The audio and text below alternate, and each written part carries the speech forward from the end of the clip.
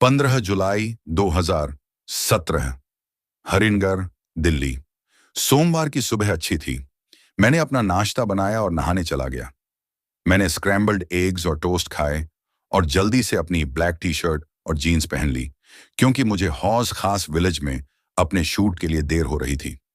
मैं अपनी टीम के साथ एक म्यूजिक एल्बम की शूटिंग कर रहा था, जिसमें आशीष नाम का एक उभरता हुआ सिंगिंग सेंसेशन है। जब आपको देर हो जाती है, तो भगवान हमेशा आपके साथ कुछ खास खेल खेलते हैं। मैं जितनी जल्दी हो सके नीचे भागा। लगभग 2 बार गिरते गिरते बचा, लेकिन आखिरकार मैं बच गया। मैंने देखा कि मेरी बाइक वहां पंक्चर हो गई है और गुस्से में मैंने टायर पर लात मार दी और खुद को चोट लग गई। मैं एक ऑटो रिक्शा पकड़ने के लिए भागा, लेकिन कोई भी हौज खास जाने को तैयार नहीं था। शहर के उस हिस्से में बहुत बड़ा जाम होने की वजह से सभी ने मना कर दिया। मैंने उन्हें मनाने की कोशिश की, लेकिन सब ने मना कर दिया। लगभग 15 मिनट की कोशिश के बाद मैंने हार मान ली और एक कैब बुक करके अपनी मंजिल की ओर चल दिया। हाँ, हौज खास गांव के पास बहुत बड़ा ट्रैफिक जाम था। वहां पहुंचने में मुश्किल से 30 मिनट लगते हैं, लेकिन मुझे उस दिन लगभग 2 घंटे लगे। मैं दुखी, निराश और थका हुआ था।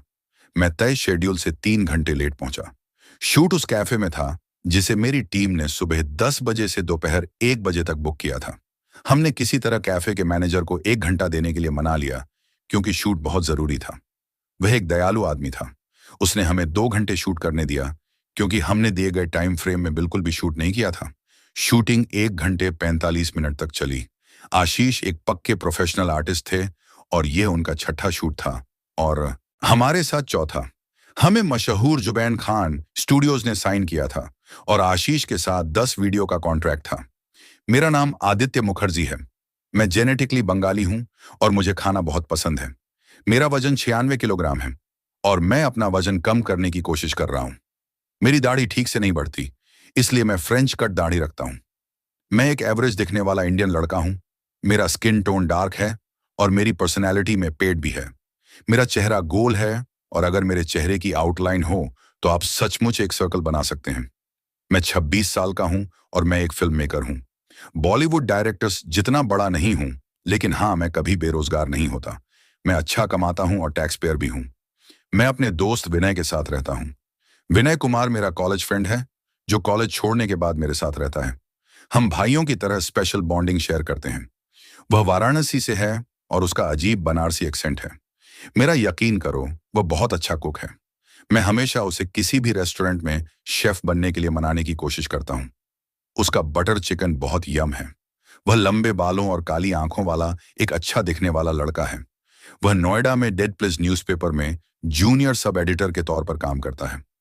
मेरा पूरा फ्रेंड सर्कल मीडिया फील्ड में है और माना जाता है कि मैं अकेला हूं जिसने फिल्म मेकिंग को चुना।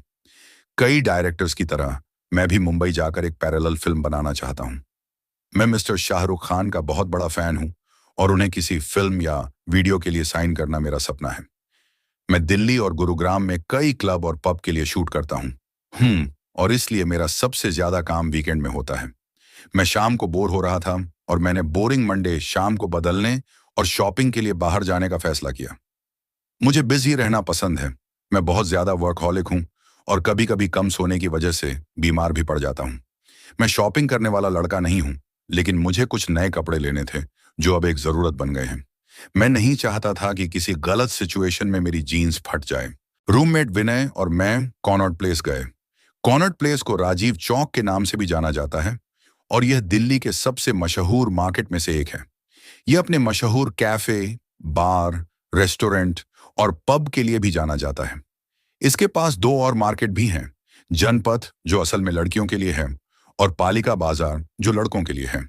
ये दोनों मार्केट खास तौर पर अलग अलग जेंडर के लिए नहीं बंटे हैं, लेकिन ऐसा कहा जाता है। हम 4 आउटलेट पर गए और कुछ कपड़े खरीदे। विनय थोड़ा कम खर्च करता था और उसके परिवार की बहुत बड़ी जिम्मेदारियां थीं। वह अपने परिवार का अकेला कमाने वाला सदस्य था और इसलिए वह पैसे खर्च करने में थोड़ा कंजूस है। मैंने उसके लिए एक टी शर्ट खरीदी क्योंकि उसका जन्मदिन काफी पास था। मैंने एक जोड़ी जीन्स और कुछ काली टी शर्ट खरीदी। फिर हम दिल्ली कैफे गए और वहां डिनर किया। हमने प्रॉन राइस और चिली चिकन ऑर्डर किया था। हम दोनों को चिकन खाना बहुत पसंद है। विनय को गर्मी में पसीना आ रहा था और मैंने किसी तरह चिली चिकन गटक लिया।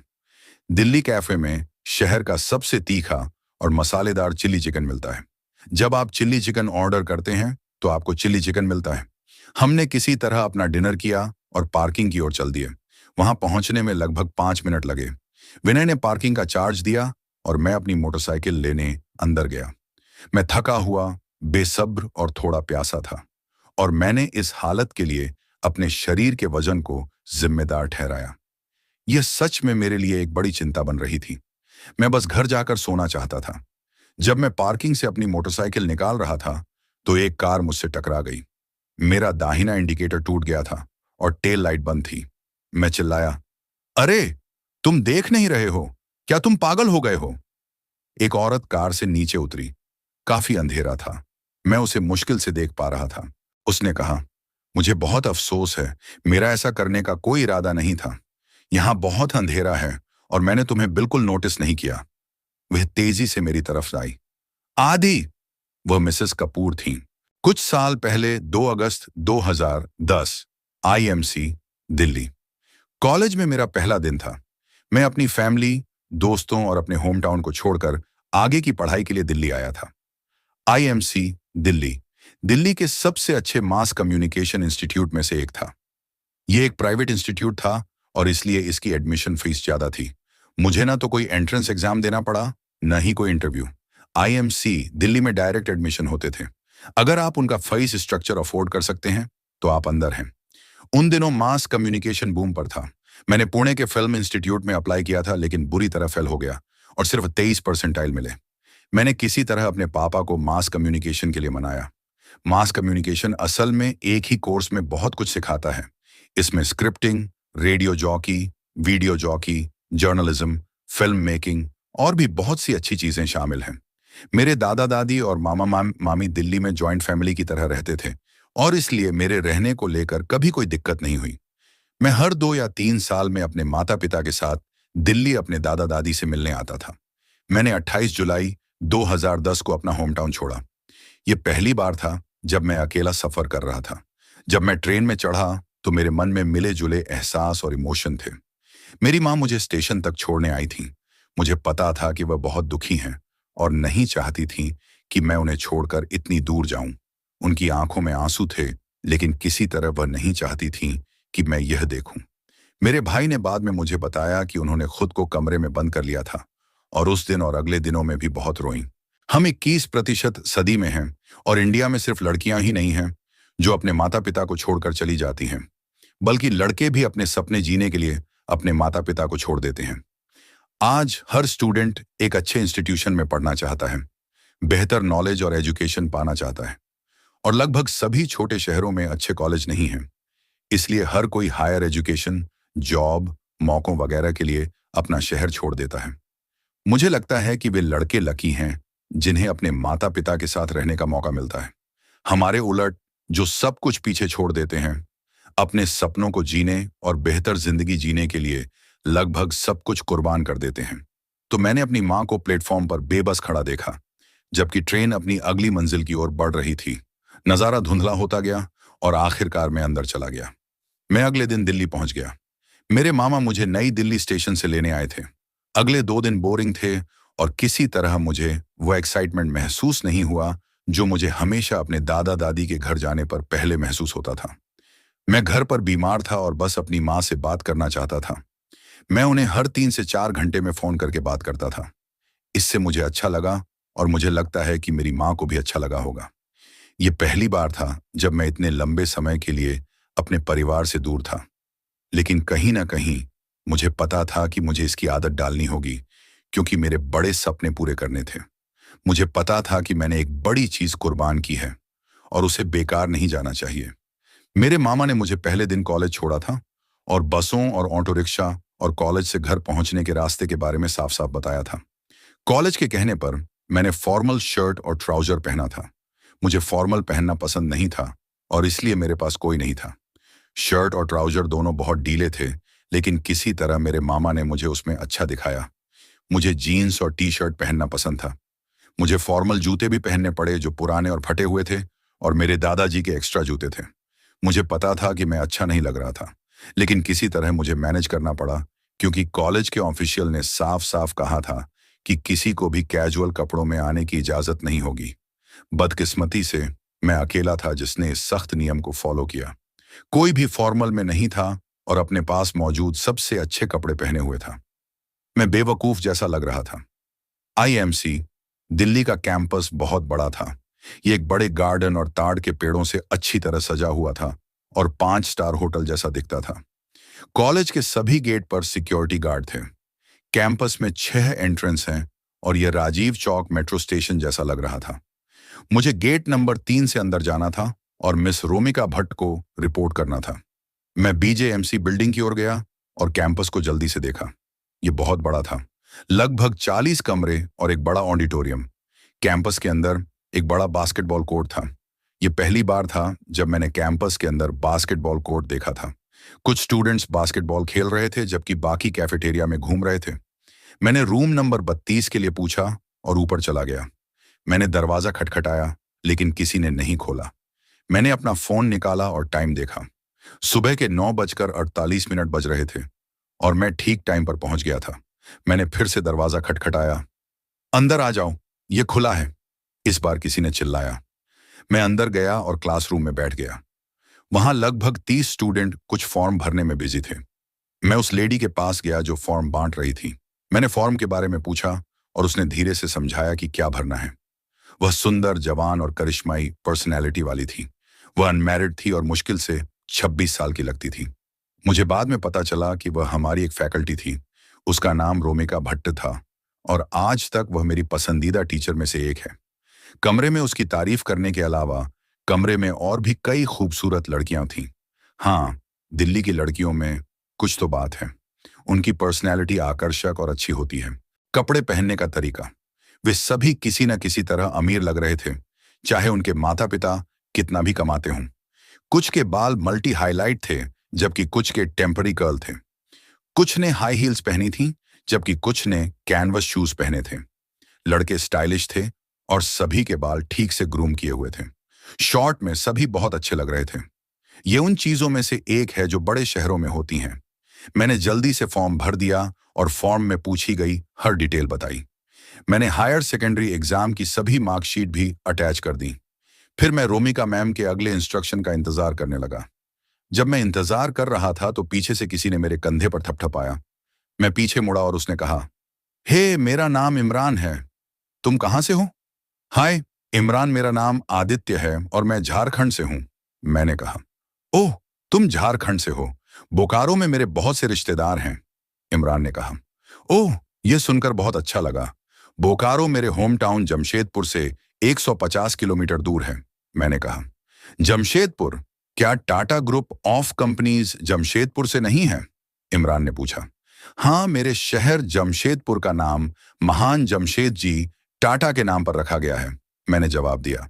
और बातचीत लगभग 15 मिनट तक चली।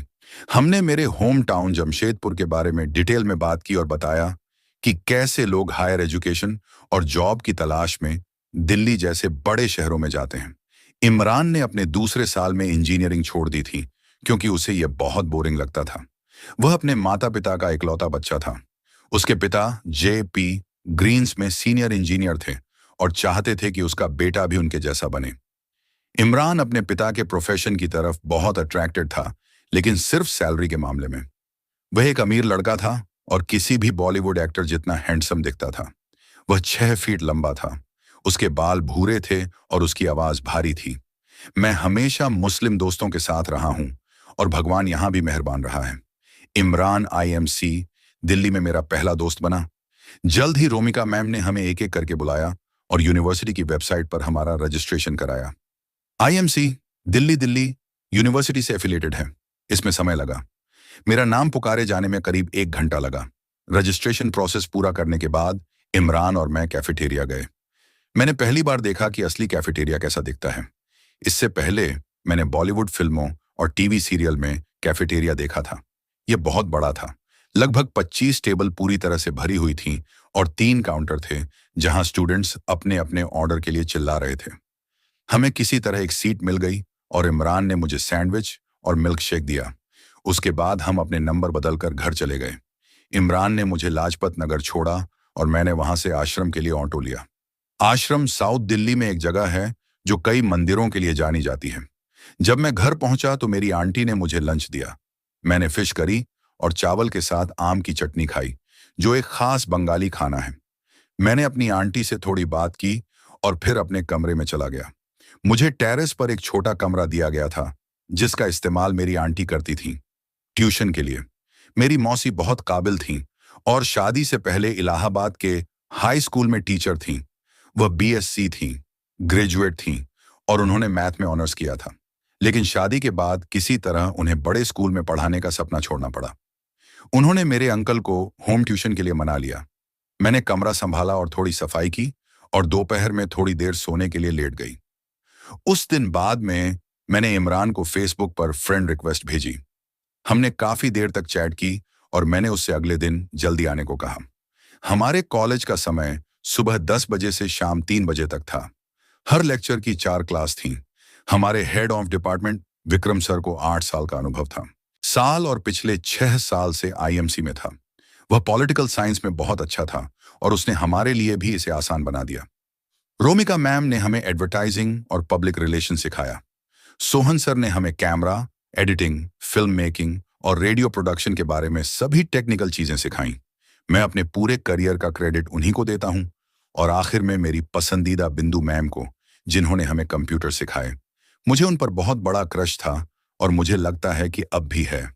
जैसा तय हुआ था, इमरान सुबह 9 बजे कॉलेज आ गया और हम कैफेटेरिया में मिले।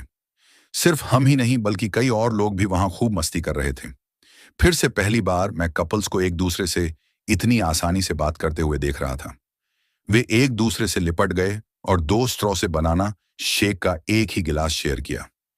यह एक ऐसा नजारा था जिसे याद रखना चाहिए, क्योंकि मेरे अपने शहर में ऐसा नजारा लगभग नामुमकिन था। खैर, मेरा मानना है कि बहुत सी चीजें हैं जो एक बड़े शहर को एक छोटे शहर से अलग बनाती हैं, और दिल्ली एक मेट्रोपॉलिटन शहर है, इसलिए इसके अपने स्टैंडर्ड जरूर होंगे। मैंने 2 चिकन सलामी सैंडविच और एक बोतल कोक ऑर्डर किया। मैं घर से टिफिन लाया था, लेकिन चिकन सलामी सैंडविच ऐसी चीज है जिसके साथ किसी और खाने का कॉम्प्रोमाइज नहीं किया जा सकता। इमरान और मैं उन लड़कियों के बारे में बात कर रहे थे जिन्हें हमने पिछले दिन क्लासरूम में देखा था। इमरान ने मुझे दिल्ली की लड़कियों के बारे में बताया और बताया कि कैसे उसकी एक्स गर्लफ्रेंड ने उसे धोखा दिया। मैंने उसकी दुखद कहानी ध्यान से सुनी और मुझे उसके लिए बुरा लगा। इमरान ने कहा, मैं इस प्यार वाली चीज से तंग आ गया हूं, सिर्फ इसलिए कि उसने तुम्हें धोखा दिया और तुम्हारा एक्सपीरियंस खराब रहा। इसका मतलब यह नहीं है कि प्यार बुरी चीज है। प्यार लोगों को मजबूत और इमोशनली चार्ज्ड बनाता है। बस तुम्हारा पहला एक्सपीरियंस खराब था, मैंने कहा। इमरान ने पूछा, क्या तुम्हें कभी प्यार हुआ है? मैं अभी तक इतना लकी नहीं रहा हूं, लेकिन जिस लड़की से मुझे प्यार होगा वह बहुत स्पेशल होगी, मैंने जवाब दिया। प्यार बहुत बड़ी चीज है। प्यार शब्द को समझने के लिए आपको असल में किसी के प्यार में पड़ना होगा। किसी ने पीछे से कहा, हाय, मेरा नाम विनय है और मुझे लगता है कि मैं तुम्हारा क्लासमेट हूं। क्या तुम भी बीआईएमसी से हो? इमरान ने पूछा। हाँ, विनय ने जवाब दिया। शामिल हो जाओ दोस्त। बहुत अच्छा लगेगा, उसने कहा। कौन जानता था कि यह लड़का मेरा रूममेट बन जाएगा और जिंदगी भर के लिए एक बॉन्ड शेयर करेगा। हमने एक दूसरे से लगभग 45 मिनट बात की और फिर अपनी क्लासरूम में चले गए। यह आईएमसी दिल्ली में मेरा पहला लेक्चर था। मैं अपने कोर्स को लेकर बहुत एक्साइटेड था। शाहरुख खान ने भी मास कम्युनिकेशन किया था और आज वह दुनिया के सबसे बड़े मूवी स्टार्स में से एक है। हमारा पहला लेक्चर रिपोर्टिंग का था, जो सोहन सर ने लिया था। सोहन सर मीडियम कद के इंसान थे जिन्हें मीडिया इंडस्ट्री की बहुत ज्यादा जानकारी थी। वे कैंपस में अपने स्टाइलिश हेयर स्टाइल के लिए पॉपुलर थे। उनके बाल लंबे और अच्छे से पार्ट किए हुए थे। वे एक अच्छा कंडीशनर इस्तेमाल करते थे और जहां भी मौका मिलता अपने बाल दिखाते थे। वे हर समय अपने बाएं हाथ से बाल कंघी करते थे। इमरान और मैं अपने फ्यूचर प्लान्स के बारे में गॉसिप कर रहे थे। असल में इमरान के फ्यूचर प्लान्स थे और मेरे कोई नहीं थे। फ्यूचर के बारे में तो नहीं पता, लेकिन सोहन सर की क्लास में इमरान और मेरा प्रेजेंट पक्का अच्छा नहीं था। इमरान और मैं अपना टिफिन खा रहे थे, जबकि सोहन सर रिलेवेंट सेमेस्टर का सिलेबस समझाने में बिजी थे। हमें पकड़ लिया गया और तुरंत कमरे से बाहर जाने को कहा गया। हमने माफी मांगी, लेकिन वे बहुत स्ट्रिक्ट थे। लेक्चर पहले दिन ही अपनी पकड़ बनाए रखने की कोशिश करते हैं ताकि स्टूडेंट्स उन्हें हल्के में न लें। मेरा पहला इंप्रेशन सोहन सर और पूरी क्लास पर बहुत बुरा पड़ा। इमरान मुझे समझाने की कोशिश कर रहे थे, लेकिन यह मुश्किल था। मुझे क्लास के बाहर खड़ा रहना पसंद नहीं था। मैं स्कूल के दिनों में कभी भी एक होशियार स्टूडेंट नहीं था, लेकिन मेरे टीचरों ने मुझे कभी सजा नहीं दी। उन्होंने पेरेंट टीचर मीटिंग में मेरे बारे में कभी शिकायत नहीं की। जब हम इस तरह की गलती न दोहराने के बारे में बात कर रहे थे, तो एक लड़की ने अचानक पूछा, क्या यह एक टीयर बीजे का क्लासरूम है? हाँ, मैंने जवाब दिया। क्या क्लास अभी तक शुरू नहीं हुई है? उसने पूछा। हाँ, शुरू हो गई हैं, मैंने जवाब दिया। तो तुम बाहर क्यों खड़े हो? उसने पूछा। क्योंकि हमें सजा मिली है, इमरान ने कहा। पहले ही दिन वह हंसी और अंदर चली गई। मुझे बहुत शर्म आई और उस लड़की की बात से मैं बहुत दुखी हुआ। लेक्चर जल्द ही खत्म हो गया और हमने सोहन सर से फिर से माफी मांगी। हमें सच में बहुत अफसोस है सर, ऐसा दोबारा कभी नहीं होगा, मैंने गुजारिश की। हाँ सर, हम वादा करते हैं ऐसा दोबारा कभी नहीं होगा, इमरान ने कहा। कोई बात नहीं, मैं समझता हूं कि तुम दोनों भूखे थे, लेकिन तुम्हें खाना चाहिए था। तुम्हें यह ध्यान रखना चाहिए था कि यह सही समय नहीं था। हम यह पूरी तरह समझते हैं सर, इमरान ने कहा। तो आराम करो दोस्तों और अंदर जाओ, सोहन सर ने कहा। अगर विक्रम सर तुम्हें सजा पाते हुए बाहर खड़े देखेंगे तो वे बहुत गुस्सा होंगे। हम अंदर गए और मैं सोचता रहा कि अगर उन्हें हमारे पकड़े जाने की इतनी चिंता थी, तो उन्होंने हमें सजा क्यों दी और बाहर क्यों भेजा? वह लड़की मेरी सीट पर बैठी थी। उसने नीला टॉप और काली जेगिंग पहनी हुई थी। उसके बाल काले थे और आंखें जेट ब्लैक थीं। उसकी आईब्रो बड़े करीने से बनी हुई थी और वह गम चबा रही थी। उसके बाएं हाथ में एक टैटू था जिस पर लिखा था बॉर्न फ्री। मेरे पास भी टैटू था, लेकिन मैं प्रोफेशनल नहीं था। मैं बचपन से ही टैटू का दीवाना था। मैंने 8वीं क्लास में जमशेदपुर के एक मेले से सन टैटू बनवाया था। सन टैटू अब मेरे शरीर के बढ़ने के साथ बड़ा हो गया था और बिल्कुल भी अच्छा नहीं लग रहा था। अरे, तुम मेरी सीट पर बैठी हो, मैंने कहा। ओह, मुझे बहुत अफसोस है, मैंने डेस्क पर तुम्हारा नाम लिखा नहीं देखा, उसने जवाब दिया। लेकिन डेस्क पर तो कोई नाम नहीं लिखा है, मैंने कहा। बिल्कुल, बैठने के लिए कोई और जगह ढूंढो, उसने कहा। वह बदतमीज, घमंडी और मजाकिया थी। मुझे उसका एटीट्यूड बिल्कुल पसंद नहीं आया। उसका चेहरा उसके बोले गए शब्दों से मेल नहीं खा रहा था। अपने अंदर बची हुई सेल्फ रिस्पेक्ट के साथ मैं पीछे की कुर्सियों पर चला गया। हमारा अगला लेक्चर विक्रम सर का था। वह हमारे डिपार्टमेंट के हेड थे। वह बहुत स्ट्रिक्ट थे और हमने उनके बारे में बहुत कुछ सुना था। वह कमरे में आए और हम सब उठे और उन्हें विश किया। ठीक है, तो सबसे पहले मैं सबको यह बताना चाहता हूं कि मुझे यह पसंद नहीं है कि स्टूडेंट्स हर दिन क्लास में मुझे विश करें। यह रिस्पेक्ट से ज्यादा बोझ है। अगर तुम सच में विश करना चाहते हो तो करो, वरना इसकी कोई जरूरत नहीं है, विक्रम सर ने कहा। मेरा नाम विक्रम सिंह है और मैं इस सेमेस्टर में तुम्हें पॉलिटिकल साइंस पढ़ाऊंगा। मुझे बात मानना पसंद है और अगर तुम मेरी क्लास बंक करने का प्लान बना रहे हो तो बंक करो, बस मुझे पहले से बता देना। वे आगे बोला और मुस्कुराया। हम सब हंस पड़े। यही वह उम्र है जब क्लास बंक करते हैं, है ना? उसने पूछा। हाँ, सबने चिल्लाकर कहा। जिस तरह से उसने क्लास में अपनी पहचान बनाई, उससे हम बहुत खुश थे। वह बहुत कूल और फ्रेंडली था। उसने हमसे अपना इंट्रोडक्शन देने को कहा। हम नए थे, हालांकि सोहन सर पहले ही एक बार ऐसा कर चुके थे और तब तक सभी को अपने नए क्रश का नाम पता चल गया था। हाय, मेरा नाम जानवी कपूर है। मैं एक नेशनल लेवल बैडमिंटन प्लेयर हूं और मुझे घूमना बहुत पसंद है। मेरा सपना है कि मैं भविष्य में इटली में रहूं, जानवी ने कहा। तो आखिरकार मुझे उसका नाम पता चल गया। वह जानवी थी। मेरी बारी आने पर मैंने कहा, मेरा नाम आदित्य मुखर्जी है। मुझे फिल्में देखना बहुत पसंद है और मैं एक दिन फिल्म मेकर बनना चाहता हूं। मैं एक असली फूडी हूं, मैंने कहा। हम सब जानते हैं, जानवी ने कमेंट किया। विक्रम सर समेत सब हंसे। मुझे शर्म आई, लेकिन मैं भी उनके साथ हंसी। अगर आप अपनी गलतियों पर हंसना सीख जाते हैं तो कोई भी आपको सच में नीचे नहीं गिरा सकता, और यही वजह है कि मुझे कभी कोई निकनेम नहीं मिला। मैं मोटी और बदसूरत थी। उस समय मेरा वजन 85 किलोग्राम था। फिर भी मेरा कोई निकनेम नहीं था। मैंने कभी इस बात की परवाह नहीं की कि लोग मेरे लुक्स के बारे में क्या कहते हैं। आप जितना ज्यादा प्रभावित होंगे, लोग आपको उतना ही ज्यादा प्रभावित करने की कोशिश करेंगे। जल्द ही यह जबरदस्त लेक्चर खत्म हुआ और हम अपने अगले टीचर का इंतजार करने लगे। विनय मेरे और इमरान के साथ आ गए और जानवी को उस डेस्क पर अकेला छोड़ दिया। लेकिन मुझे लगता है कि इससे उस पर बिल्कुल भी असर नहीं पड़ा। तीसरा लेक्चर मीडिया राइटिंग का था, जो रोमिका मैम को लेना था। उन्होंने अपना इंट्रोडक्शन दिया और हमसे भी ऐसा ही करने को कहा। हमसे हमारी हॉबीज के बारे में भी पूछा गया। इन अमीर बच्चों की अलग अलग तरह की हॉबीज जानना वाकई दिलचस्प था। किसी की हॉबी फिशिंग थी तो किसी को एग्जॉटिक फूड डिशेस बनाना पसंद था। मुझे कोई हॉबी नहीं थी और इसलिए मैंने पेंटिंग करना शुरू कर दिया, क्योंकि मैं एक पढ़ा लिखा पेंटर हूँ। हालांकि बचपन में मुझे ड्राइंग क्लास जाना पसंद नहीं था, लेकिन आखिरकार इससे मेरी क्रिएटिविटी बढ़ाने में मदद मिली। सच कहूं तो मेरे पास कभी किसी हॉबी के लिए समय नहीं था। मैं अपने स्कूल से दोपहर 2 बजे घर लौटता था और लंच करने के बाद मैं अपनी सोसाइटी के दोस्तों के साथ गली क्रिकेट खेलने गया था। शाम 5:30 तक खेलने के बाद मैं अपनी इंग्लिश ट्यूशन के लिए जाता था। मैं शाम करीब 7:15 घर लौटता था। फिर मैं अपना होमवर्क करता, डिनर करता और सो जाता था।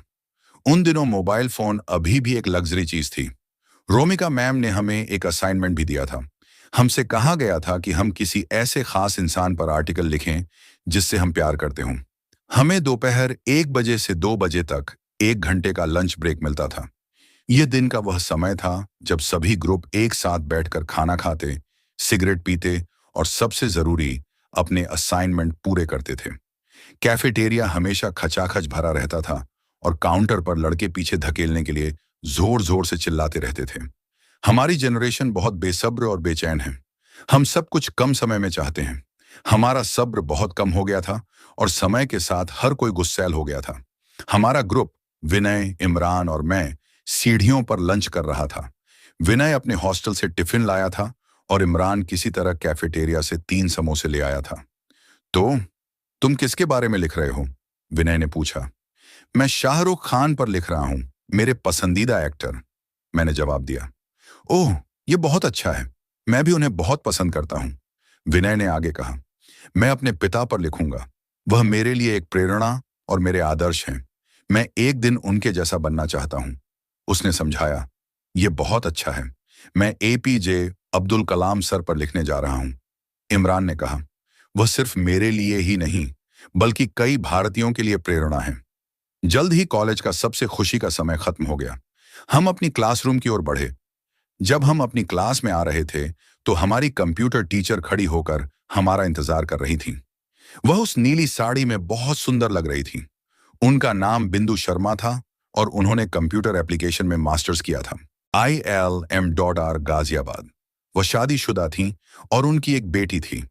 वह अपने चेहरे पर कोई मेकअप नहीं करती थी। वह इस बात का जीता जागता उदाहरण थी कि नेचुरल ब्यूटी कैसी दिखती है। वह अपने स्टूडेंट्स को बीटा कहती थी। मैं कंप्यूटर में बहुत अच्छा था। जब मैं तीसरी क्लास में था तब मुझे विंडोज फॉर्मेट करना आता था। बचपन से मेरा सपना सॉफ्टवेयर इंजीनियर बनने का था। हाँ, समय के साथ सब कुछ बदल गया और मेरे प्रोफेशन में मेरा इंटरेस्ट भी बदल गया। मैंने अपनी पहली फिल्म थिएटर में तब देखी थी जब मैं 10वीं क्लास में था। वह डॉन थी। शाहरुख खान ने बहुत अच्छा काम किया था। मैं हमेशा फिल्मों की तरफ अट्रैक्ट होता था और मुझे पता था कि मैं अच्छा नहीं दिखता, और इसलिए मैं अपने परिवार के ट्रेडिशन को फॉलो करना चाहता था, जो डायरेक्शन था। मेरे पिता अपने समय के एक जाने माने एक्टर और डायरेक्टर थे और उन्होंने पूरे देश में 150 से ज्यादा थिएटर, प्ले और ड्रामा किए थे। मेरे दादाजी भी एक जाने माने थिएटर डायरेक्टर थे। हमारी क्लास दोपहर 3 बजे खत्म होती थी और हम सब घर चले जाते थे। अगले दिन जब मैं कॉलेज पहुंचा तो कुछ अजीब हुआ। क्लासरूम में दो लड़कियों के बीच बहुत बड़ी लड़ाई हो रही थी। कुछ को लड़ाई में मजा आ रहा था, लेकिन कुछ इसे रोकने की बहुत कोशिश कर रही थी। जानवी और रिया कॉम्पिटिटर थीं। उस लड़की में कुछ गड़बड़ थी। कुछ दिन पहले उसने मेरा मजाक उड़ाया था। आज वह एक लड़की से लड़ रही थी। मुझे यकीन था कि जानवी ने रिया पर कमेंट किया होगा। रिया बहुत बड़ी लड़की थी। वह रेसलिंग के लिए एकदम सही थी और आसानी से ओलंपिक्स में इंडिया को रिप्रेजेंट करके गोल्ड मेडल ला सकती थी। लेकिन जानवी अच्छी लड़ाई लड़ रही थी। वह खुद एक नेशनल लेवल की एथलीट थी। आखिर में सोहन सर आए और एंटरटेनमेंट खत्म हुआ। लड़ाई पूरे कैंपस में एक हॉट टॉपिक बन गई थी। जानवी और रिया फेमस हो गई थी। बस दूसरा दिन था और दोनों को 1 हफ्ते के लिए सस्पेंड कर दिया गया था। यह जानकारी सुनकर मुझे बहुत खुशी हुई। यह सब कर्म है, मैंने कहा। इमरान और विनय हंसे। हाँ, वह इसी लायक है, इमरान ने कहा। कल उसने हमारी सजा का मजाक उड़ाया था। अब देखो, कर्म ने उसे कैसे सजा दी है। दूसरे दिन ही उसे 1 हफ्ते के लिए सस्पेंड कर दिया गया। उन्होंने आगे कहा, अरे दोस्तों, इतना मत हंसो। विनय ने कहा, बेचारी लड़की कॉलेज के दूसरे दिन ही सस्पेंड हो गई। दिन लड़ाई झगड़ा, टीचर की पूरी क्लास को डांट और जानवी के सस्पेंशन का जश्न देखते हुए बीता।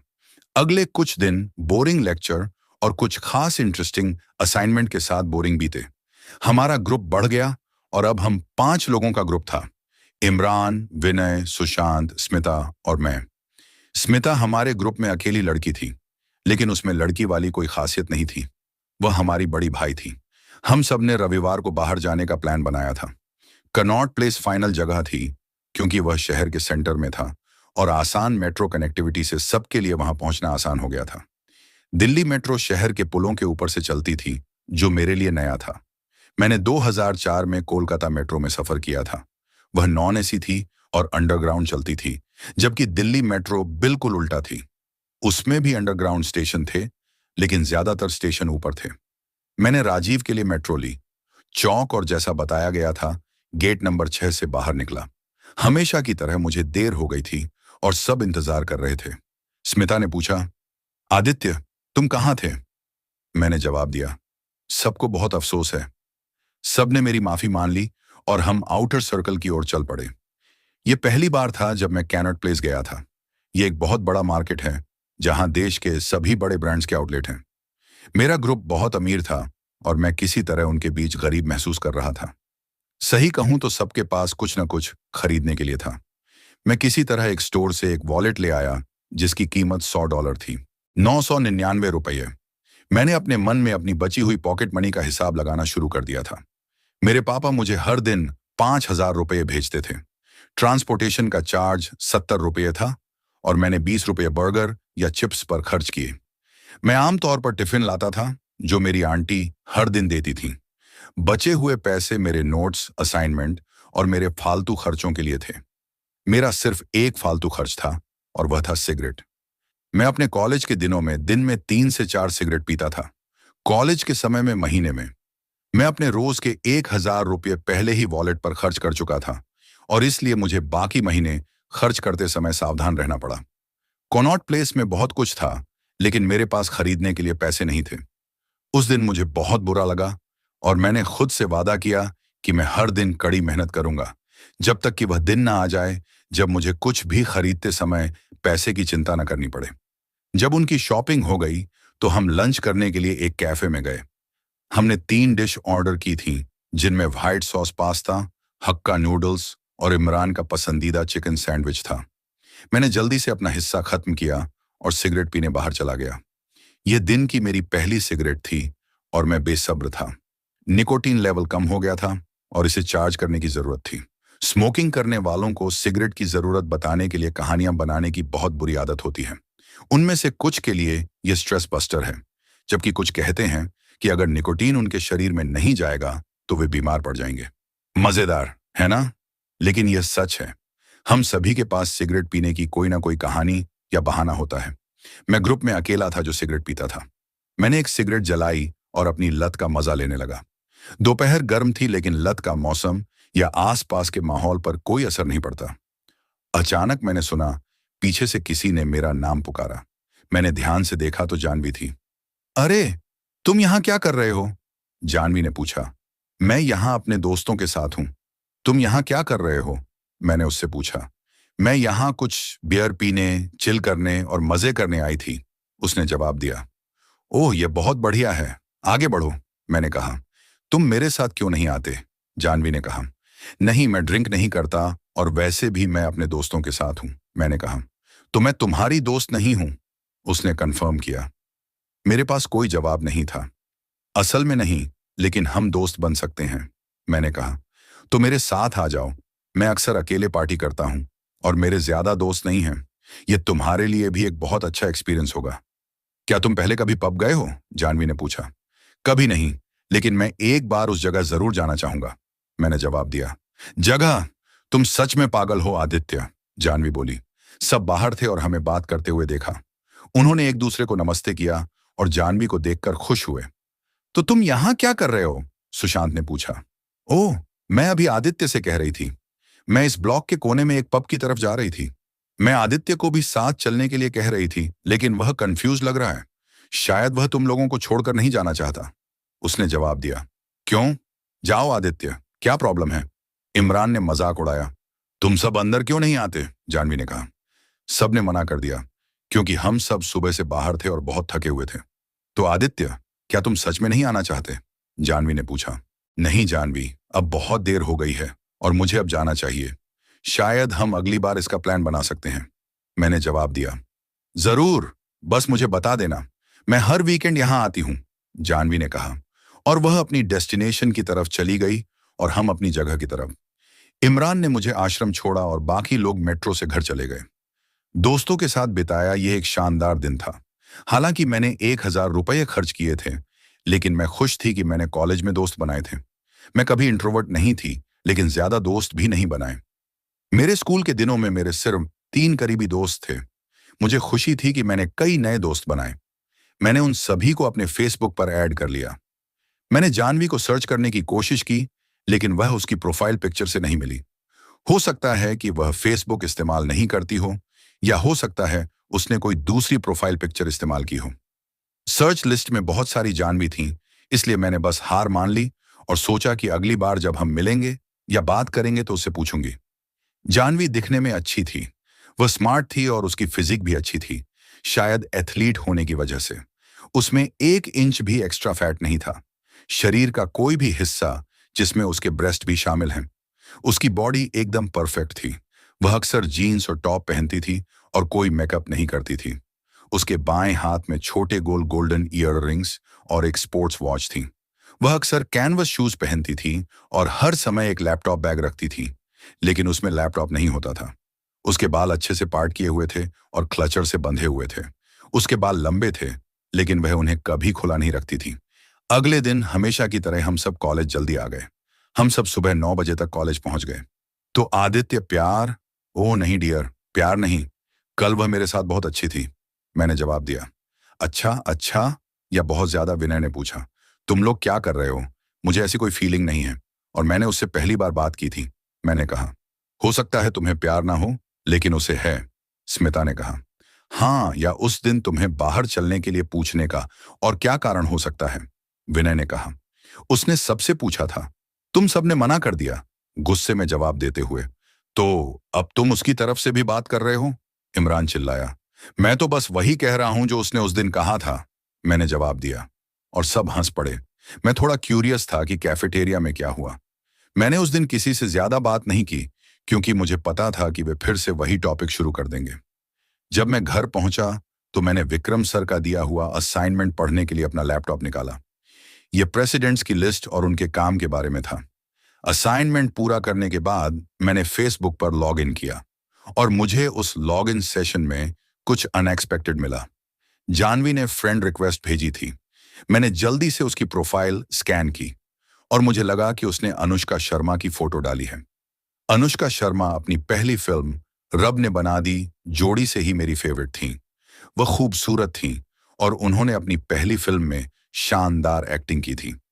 जानवी की फ्रेंड रिक्वेस्ट देखकर मैं थोड़ा शॉक्ड और बेचैन था। मैं उसकी रिक्वेस्ट एक्सेप्ट करने को लेकर बहुत कंफ्यूज था, लेकिन आखिरकार मैंने इसे एक्सेप्ट करने का मन बना लिया। वह एक अच्छी लड़की थी, और वैसे भी मेरी फ्रेंड लिस्ट में सिर्फ 281 फ्रेंड्स थे। इससे मुझे एक और भी। उसकी प्रोफाइल में उसकी एक भी फोटो अपलोड नहीं थी, लेकिन वह काफी एक्टिव थी। वह हर दिन 2-3 कोट्स शेयर करती थी। मुझे नहीं पता था कि वह राइटर भी है। उसके कोट्स जिंदगी और सपनों पर थे। वे काफी अच्छे से लिखे गए थे और इंस्पायरिंग भी थे। अचानक चैट बॉक्स खुल गया। हाय, यह जानवी का मैसेज था। मैंने जवाब दिया, हाँ। तो आजकल कॉलेज में क्या चल रहा है? उसने पूछा। कुछ खास नहीं, लेक्चर और बहुत सारे नोट्स, मैंने जवाब दिया। मैं कल वापस ज्वाइन कर रही हूं। क्या तुम नोट्स शेयर कर सकते हो? मैं उनकी फोटोकॉपी करवा लूंगी, जानवी ने कहा। हाँ जरूर, मैं कल सारे नोट्स ले आऊंगी, मैंने जवाब दिया। थैंक यू आदित्य, तुम सच में बहुत प्यारे हो। कल मिलते हैं, बाय, गुड नाइट, उसने मैसेज किया। मैंने 1 सेकंड इंतजार किया और सोचा, स्वीट? नोट्स लाने में इतनी स्वीट क्या बात है? बाय, मैंने जवाब दिया। अगली सुबह मैंने अपने सारे नोट्स और नोटबुक बैग में रखे और कॉलेज के लिए निकल गया। मैंने जानवी के साथ कल रात हुई बातचीत के बारे में बताया। स्मिता ने पूछा, क्या वह तुम्हें स्वीट समझती है? मैंने जवाब दिया, मुझे नहीं पता, लेकिन उसने यही कहा था। विनय ने कहा, वह तुमसे प्यार करती है और मैं इस पर शर्त लगा सकता हूं। इमरान ने याद दिलाया, भाई उससे सावधान रहना, पहले दिन की बेइज्जती याद है। अरे चलो दोस्तों, ये एक पुरानी कहानी है। बात यह है कि उसने तुम्हें फ्रेंड रिक्वेस्ट भेजी थी और फेसबुक पर बात भी की थी। हमें कभी वह मौका नहीं मिला, विनय ने कहा। स्मिता ने कहा, हाँ वह मुझसे नोट्स मांग सकती थी, लेकिन उसने तुम्हें चुना। आदित्य, अरे यार बस करो, उसमें या मुझ में ऐसी कोई फीलिंग नहीं है। मैंने झूठ बोला। जब से मैंने कनॉट प्लेस में जानवी से बात की थी, मैं हर समय उसके बारे में सोच रहा था। मैं उसकी तरफ अट्रैक्ट हो गया था। मैं अपने शानदार लुक की वजह से पहले कभी किसी रिलेशनशिप में नहीं रहा था। असल में कोई भी मुझे मेरे लुक के साथ अपनाता नहीं था और इसलिए मैंने कभी किसी लड़की को अप्रोच करने की कोशिश भी नहीं की। मुझे पता था कि जवाब क्या होगा। ये पहली बार था जब किसी लड़की ने मुझसे बात की थी और मुझे अपने साथ पब में चलने के लिए कहा था। हम अपनी क्लासरूम की ओर चल पड़े। मैं इंतजार करता रहा और पूरे दिन इंतजार करता रहा। लेकिन जानवी उस दिन कॉलेज नहीं आई। मुझे उत्सुकता थी और थोड़ा गुस्सा भी। आखिरी लेक्चर अटेंड करने के बाद मैं जल्दी से घर गया और अपना लैपटॉप खोलकर उसे एक मैसेज भेजा। अरे क्या हुआ, तुम आज कॉलेज नहीं आए? मैं सारे नोट्स लाया था। उसे मैसेज भेजने के बाद मैं अपना लंच करने नीचे गया। मैंने जल्दी से अपना लंच खत्म किया और मैसेज देखने के लिए ऊपर अपने कमरे में गया, लेकिन कोई जवाब नहीं आया। मैं परेशान था और सारी झूठी उम्मीदें टूट गईं। जिंदगी मेरे साथ थोड़ी बेरहम हो गई थी। जिंदगी में पहली बार किसी लड़की ने मुझे अपने साथ चलने के लिए कहा, लेकिन मुझ में हाँ कहने की हिम्मत नहीं थी। उसने मुझे एक बार मैसेज किया और मुझे लगा कि वो मुझे पसंद करती है। कोई लड़की मुझ जैसे बड़े लड़के को कैसे पसंद कर सकती है? मेरे दिमाग में बहुत सारे ख्याल आ रहे थे। मैं उस शाम सो गया और रात करीब 9 बजे उठा। ये मेरे दिमाग पर बहुत ज्यादा प्रेशर डालने की वजह से था। देर हो चुकी थी और मुझे एक असाइनमेंट पूरा करना था। मैं जल्दी से नीचे भागा, अपना डिनर किया और वापस कमरे में गया। अपना लैपटॉप खोला और देखा कि फेसबुक अभी भी लॉग इन था और जानवी के साथ अनरीड मैसेज थे। अरे आदित्य, मुझे बहुत अफसोस है कि मैं आज नहीं आ पाया। मैं ठीक नहीं था। क्या तुम प्लीज कल फिर से नोट्स ला सकते हो? हे प्लीज रिप्लाई करो। हे क्या तुम नाराज हो? वहां गुस्से में ही रहो, बाय। मुझे समझ नहीं आ रहा था कि क्या रिप्लाई करूं। मैंने इस बारे में बहुत सोचा और फिर रिप्लाई किया। मैं घर पर नहीं था जानवी, और मैं स्मार्टफोन यूज नहीं करता, इसलिए मेरे फोन मैंने फेसबुक नहीं है। मैंने अभी अपना लैपटॉप ऑन किया और तुम्हारे मैसेज देखे। हाँ, मैं कल नोट्स लाऊंगा, तुम मुझसे ले सकते हो। मैंने थोड़ी देर उसके रिप्लाई का इंतजार किया और फिर उसे दोबारा मैसेज किया। और मैं तुमसे नाराज नहीं हूं, बेशक हेल्थ ज्यादा जरूरी है। फिर मैंने उसके जवाब का इंतजार किया, लेकिन काफी इंतजार करने के बाद मैंने खूबसूरत बिंदु मैम का दिया अपना असाइनमेंट करना शुरू कर दिया। मुझे अपनी कंप्यूटर टीचर पर क्रश था। मैं आधा काम कर चुका था जब रात करीब 11 बजे फेसबुक चैट बॉक्स पॉप हुआ। मुझे नहीं पता था कि मेरे मन में जानवी के लिए क्या है, लेकिन मेरे मन में जरूर था। ठीक है, गुड नाइट, कल मिलते हैं, उसने जवाब दिया। आखिरकार मुझे राहत मिली। मैंने जवाब दिया, जरूर अपना ख्याल रखना और अच्छी नींद लेना, बाय। मैंने हमारे बीच की ये सारी बातें सीक्रेट रखीं और ग्रुप में किसी को भी इसके बारे में कुछ नहीं बताया। मेरे दोस्तों ने मुझे पहले ही चिढ़ाना शुरू कर दिया था और अगर उन्हें इन बातों के बारे में पता चल जाता तो वे मेरे पीछे पड़ जाते। ये उनके लिए जैकपॉट जैसा होता। प्यार एक खूबसूरत एहसास है। यह आपको उन चीजों पर विश्वास दिलाता है जो पहले आपके लिए कभी थीं ही नहीं। जैसे कोई गाने के बोल के मतलब से जुड़ जाता है, फूल सुंदर दिखते हैं और भी बहुत कुछ। मैंने अपने बैग में ईयरफोन रखना शुरू कर दिया। मैं घर से कॉलेज जाते समय और कॉलेज से कॉलेज जाते समय रोमांटिक गाने सुनता था। जिंदगी बहुत नई लग रही थी और मुझे एक अजीब सी फीलिंग आ रही थी जो मैंने पहले कभी महसूस नहीं की थी। अब मुझे कुछ भी परेशान नहीं कर रहा था क्योंकि मैं थोड़ा बेहोश था। हाँ, यही प्यार में होने की ताकत है। लेकिन किसी तरह यह बहुत जल्दी हो रहा था। शायद यह सिर्फ जानवी की तरफ अट्रैक्शन था, क्योंकि मैं उसे सिर्फ 2 दिनों से जानता था। मैं बहुत कंफ्यूजन में था। क्या यह सच में प्यार था? लेकिन कैसे? क्या मैं किसी ऐसे इंसान से प्यार कर सकता हूं जिसे मैं ठीक से जानता भी नहीं हूं? ये सवाल मुझे रात भर देर तक परेशान करते रहे और मैं देर से सोया। अगली सुबह मैं देर से उठा।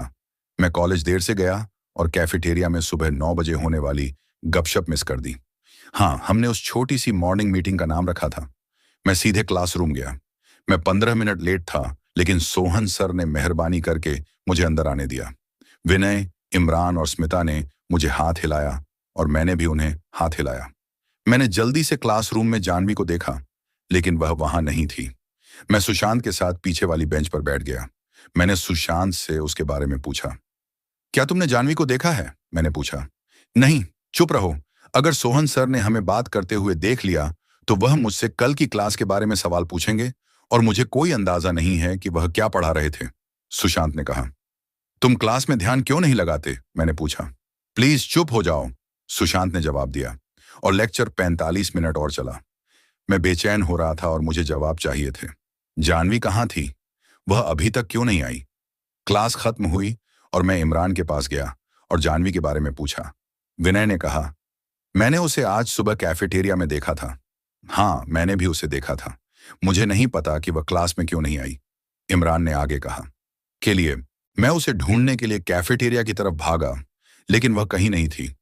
मैं क्लास में वापस आया और विक्रम सर पहले से ही वहां थे। तुम कहाँ थे? विक्रम सर ने पूछा। सर, मैं नोट्स की फोटोकॉपी करने के लिए नीचे गया था, लेकिन वहां बहुत भीड़ थी, इसलिए मैं वापस आ गया, मैंने जवाब दिया।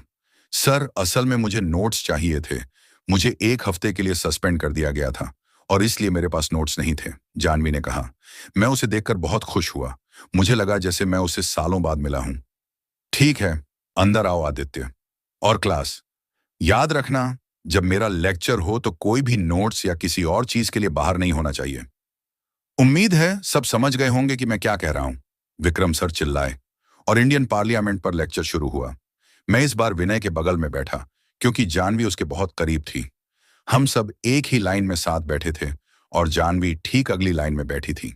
मैं उसे घूर रहा था और मेरा ध्यान जानवी के नए इयररिंग्स पर था। ये लोकसभा की सीटों की संख्या से भी ज्यादा आकर्षक था। उसने कढ़ाई वाले काले कॉटन टॉप में थी। उसने एक तरह का झुमका पहना हुआ था और उसके बाल हेयर बैंड से अच्छी तरह बंधे हुए थे।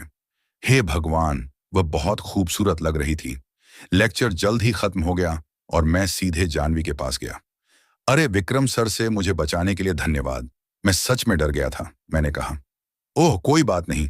वैसे आप लेक्चर के बीच में सच में कहाँ थे? जानवी ने पूछा। यह एक लंबी कहानी है, मैं तुम्हें बाद में बताऊंगा, मैंने जवाब दिया। बाद में क्यों? हम इसे अभी सुनना चाहते हैं, स्मिता ने जोर दिया। जब आप दुनिया को यह दिखाने की पूरी कोशिश करते हैं कि वह आपकी क्रश नहीं है, तो दुनिया आपके पास और भी ज्यादा वापस आती है। खुशकिस्मती से बिंदु मैम अंदर आई, जानवी मेरे बगल में बैठी और हम सब इस बार एक साथ बैठे। इमरान, विनय और सुशांत आगे की लाइन में, जबकि जानवी, स्मिता और मैं दूसरी लाइन में बैठे। स्मिता मुझे पिंच करने लगी और जब मैं उसे देखता तो वह बस दूसरी तरफ देखने लगती। मुझे पता था कि क्या हो रहा है। ये पूरे लेक्चर के दौरान चलता रहा। लंच का टाइम हो गया था और हम सब ने क्लासरूम में बैठकर अपना लंच करने का प्लान बनाया था। आदित्य, क्या तुम नोट्स लाए हो? जानवी ने पूछा। हाँ, मैं नोट्स लाई हूं, मैंने जवाब दिया। प्लीज मुझे दे दो, मैं इसकी फोटोकॉपी करवा लूंगी और तुम सब अपना लंच एंजॉय करो, उसने कहा। तुम हमारे साथ आ सकती हो जानवी, स्मिता ने कहा। ओह थैंक्स स्मिता, लेकिन मुझे ये नोट्स फोटोकॉपी करवाने हैं और मैं अपना लंच भी नहीं लाई। मैं नीचे जाकर ये नोट्स फोटोकॉपी करवा लूंगी और कैफेटेरिया से कुछ खाने के लिए ले आऊंगी, जानवी ने कहा। तुम आदित्य, तुम्हारे लिए ये कर देगा, इमरान ने कहा और कुछ सेकंड के लिए अजीब सी खामोशी छा गई। आदित्य मेरे लिए ये क्यों करेगा? उसने मेरे लिए पहले ही बहुत कुछ किया है। वह 2 दिन तक नोट्स ले गया और वो बहुत ज्यादा है, जानवी ने कहा।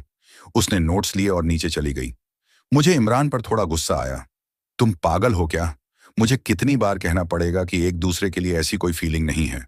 हम बस अच्छे दोस्त हैं, जैसे तुम सब हो, मैंने कहा।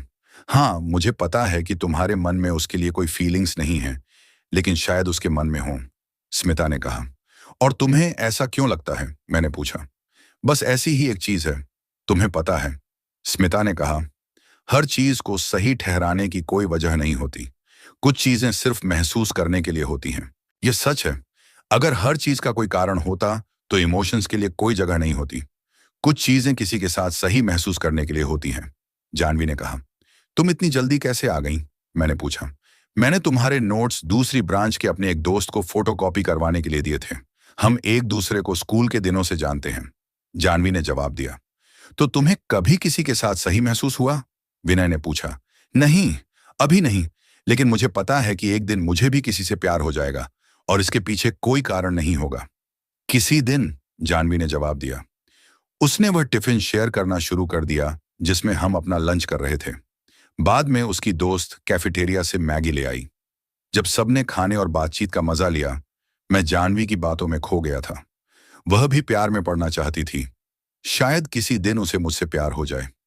कम से कम मुझे पता था कि वह रिलेशनशिप के लिए तैयार है। अपना आखिरी लेक्चर अटेंड करने के बाद मैं घर गया और अपनी प्रोफाइल अपडेट की। मैंने अपना रिलेशनशिप स्टेटस कॉम्प्लिकेटेड से सिंगल कर दिया। लेकिन मुझे नहीं पता था कि अगर आप अपनी फेसबुक प्रोफाइल में कुछ भी बदलते हैं तो वह मेरे दोस्तों के न्यूज फीड में चला जाता है। उस रात बाद में अपडेट पर 3 बधाई वाले कमेंट्स आए और जानवी का एक मैसेज आया। तो तुम पहले रिलेशनशिप में थे? जानवी ने पूछा। नहीं, मैं नहीं था, मैंने जवाब दिया। लेकिन तुम्हारे स्टेटस में लिखा था कि तुमने अपना रिलेशनशिप स्टेटस कॉम्प्लिकेटेड से सिंगल कर लिया है। जानवी ने जवाब दिया। हाँ, मैंने पहले कभी प्यार में विश्वास नहीं किया, बल्कि मैं नहीं करता अच्छा दिखता हूं किसी का बॉयफ्रेंड बनने के लिए। मैंने कहा। तुम ऐसा क्यों कहते हो? तुम अच्छे दिखते हो। खुद को कम मत समझना आदित्य। और तुम्हारा क्या मतलब है कि तुम पहले प्यार में विश्वास नहीं करते थे? क्या तुमने अब प्यार में विश्वास करना शुरू कर दिया है? जानवी ने पूछा। मैं कहना चाहता था कि हाँ, मुझे तुमसे प्यार हो गया है। इन दिनों मैं सिर्फ तुम्हारे बारे में सोचता हूं। तुम हर जगह हो। मैं हर समय तुम्हारे साथ रहना चाहता हूं और तुम्हारे साथ समय बिताना चाहता हूं। तुम्हारे साथ डेट पर जाना चाहता हूं। हाँ, मुझे तुमसे प्यार है जानवी। मैं अभी अपनी प्रोफाइल अपडेट कर रहा था जानवी। मैंने इसे आखिरी बार तब अपडेट किया था जब मैंने इसे अपने स्कूल के समय में बनाया था। मैं उस समय बच्चा था। तुम जानती हो कि हम तब चीजों को कितने कैजुअली लेते थे। मैंने उसके मैसेज का जवाब दिया। मुझे लगता है कि मैं अब बड़ा हो गया हूं। क्या तुम्हें नहीं लगता? मैंने पूछा। ओह हाँ, तुम सच में बड़े हो गए हो।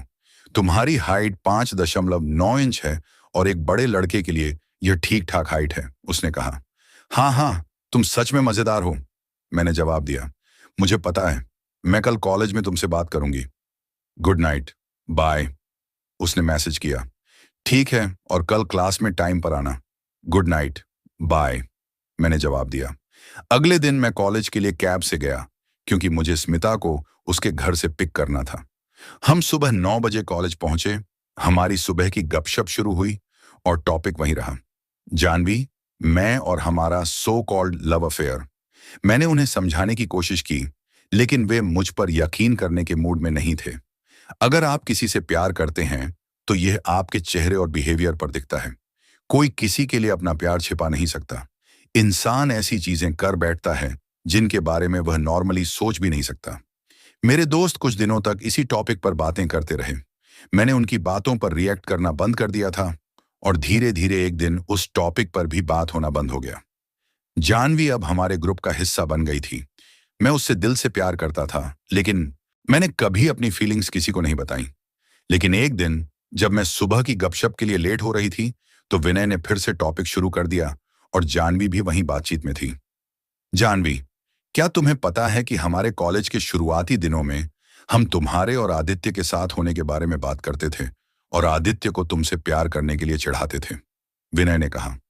हाँ, वह गुस्सा हो जाता था, लेकिन हम तुम दोनों के बारे में बात करते रहते थे।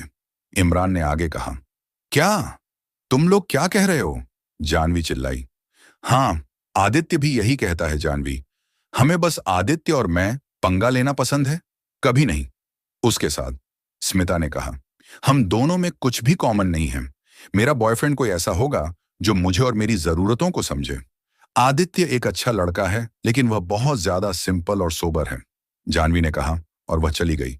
मैं कॉलेज पहुंची और कैफेटेरिया की तरफ जा रही थी जब मैंने जानवी को कैफेटेरिया से बाहर जाते देखा। मैंने हाथ हिलाकर हाय भी कहा, लेकिन उसने कोई जवाब नहीं दिया। मुझे नहीं पता था कि वह क्यों परेशान थी और उसने मुझे हाथ भी नहीं हिलाया। मैं वजह जानने के लिए अंदर गई। अरे, जानवी को क्या हुआ है? मैंने पूछा। विनय और इमरान ने उसे तुम्हारे और तुम्हारे प्यार के बारे में बताया था, सुशांत ने कहा। क्या? क्यों? मुझे लगता है कि मैं साफ थी कि हमारे बीच कुछ नहीं है।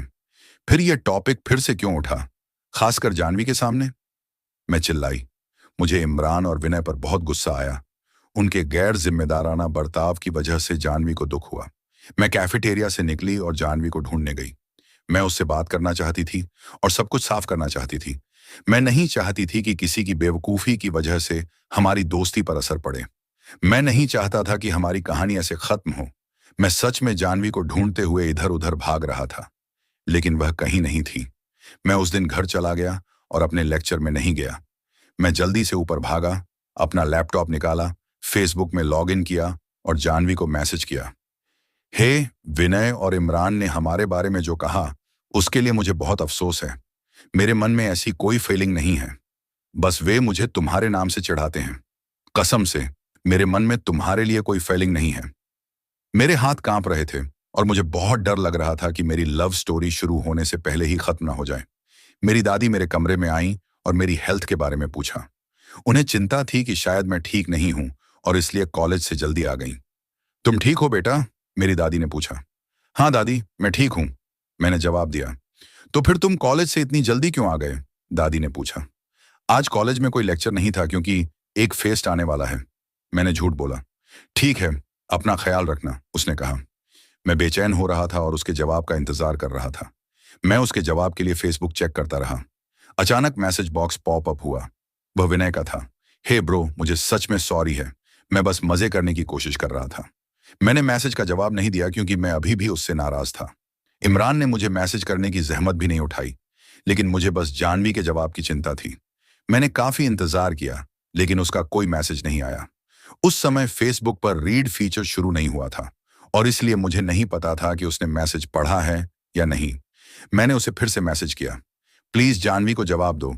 तुम मेरी अच्छी दोस्त हो और मैं तुम्हें खोना नहीं चाहता। प्लीज एक बार मुझसे बात कर लो। उस दिन जो कुछ भी हुआ उससे मैं डरी हुई और परेशान थी। मैंने खाना खाया, जैनविस का मैसेज चेक किया। अभी भी कोई जवाब नहीं आया। मुझे पता था कि वह मुझ पर गुस्सा होगी। पहली बार मुझे दिल्ली में अच्छा नहीं लग रहा था।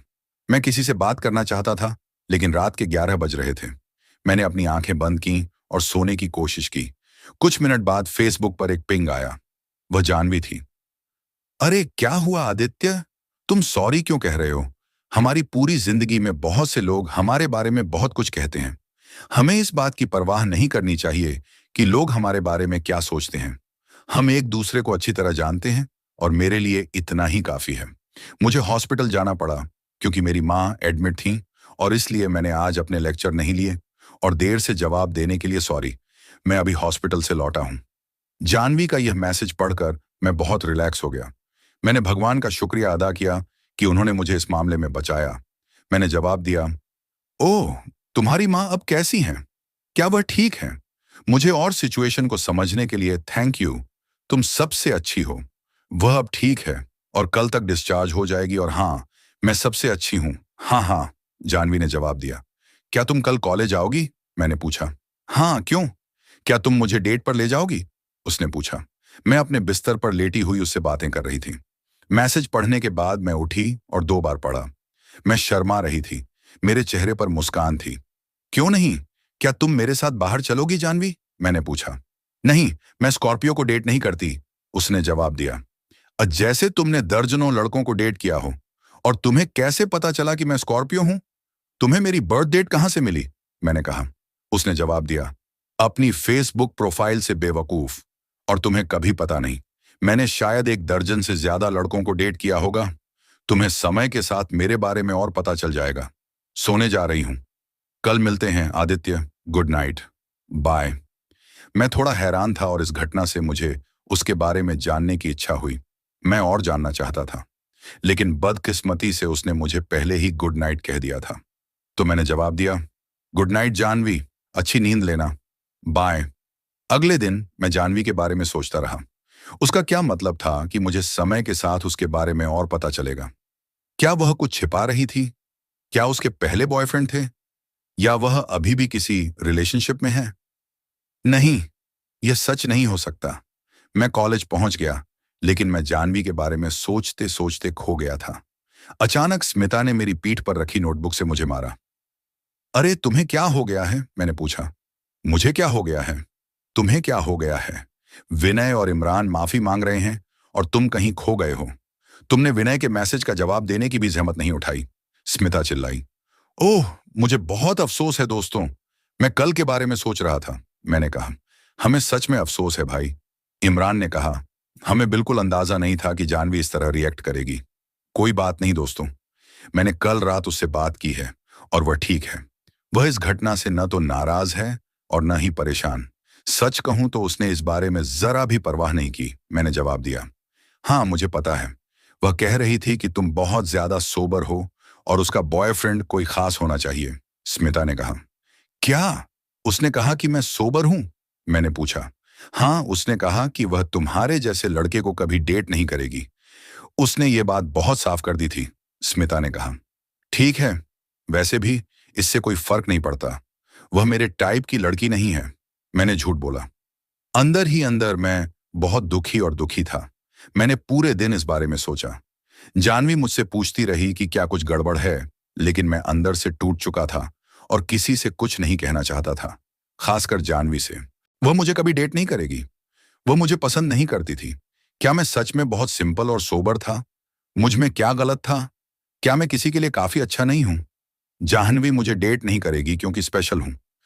ऐसे बहुत सारे सवाल थे जो एक साथ मेरे दिमाग में चल रहे थे। मैंने कुछ दिनों तक जाह्नवी से बात नहीं की। मुझे दुख हुआ और मुझे समझ नहीं आया कि उससे क्या कहूं। मैं कॉलेज जाता था, लेक्चर अटेंड करता था और निकल जाता था। नहीं हूं। मेरे दोस्तों को पता था कि मेरे साथ कुछ गड़बड़ है। जाह्नवी मुझे हर शाम मैसेज करती थी, लेकिन मैं उसे बहुत कैजुअली रिप्लाई करता था। एक दिन मेरे दोस्तों ने मुझे रोक लिया। सब ठीक है आदित्य? सुशांत ने पूछा। सीरियसली आदित्य, क्या तुम्हारे घर पर कोई प्रॉब्लम है? तुम हमसे डिस्कस कर सकते हो। हम सब तुम्हारे दोस्त हैं। विनय ने कहा। हम तुम्हें कुछ दिनों से नोटिस कर रहे हैं। स्मिता ने कहा। तुम ना तो हमसे ठीक से बात करते हो, न ही सुबह गपशप के लिए आते हो। मैं ठीक हूं दोस्तों, मैंने जवाब दिया। मुझे नहीं लगता मिस्टर, जानवी ने कहा और वह एक कुर्सी लेकर बैठ गई। मैं ठीक हूं, बस मेरी तबीयत ठीक नहीं है। मैंने झूठ बोला। तो घर पर रहो। तुम इस बेवकूफी भरे चेहरे के साथ कॉलेज क्यों आ रहे हो? जानवी चिल्लाई और सब मान गए। वह आवाज इतनी तेज थी कि मुझे खुद से बने डिप्रेशन से जगा सकती थी। मैंने उनकी तरफ देखा और वे सब गुस्से में थे। मैंने उन्हें शांत करने की कोशिश की। मैं टॉपिक बदलने में अच्छा था। मैं आसानी से एक नया टॉपिक बना लेता था और जब तक कोई नोटिस करता, मैं टॉपिक बदल चुका होता था। यह एक आसान प्रोसेस है जिसे सालों के अनुभव से मास्टर किया जा सकता है। अगर कोई मुझे चिकन सैंडविच खिलाए तो मैं ठीक हो जाऊंगा। मैंने मांग की। हाँ, चलो एक लेते हैं। मुझे बहुत भूख लगी है, इमरान ने कहा। दो ले लो, सुशांत ने कहा। स्मिता ने कहा। तीन। और तुम्हारे बर्थडे ट्रीट्स के बारे में क्या कहना है विनय? मैंने पूछा। पार्टी शुरू हो गई है दोस्तों। हम अगले वीकेंड दिल्ली में एक अच्छे कैफे में लंच करने जा रहे हैं, विनय ने कहा। और इस तरह मैंने टॉपिक और मूड बदल दिया।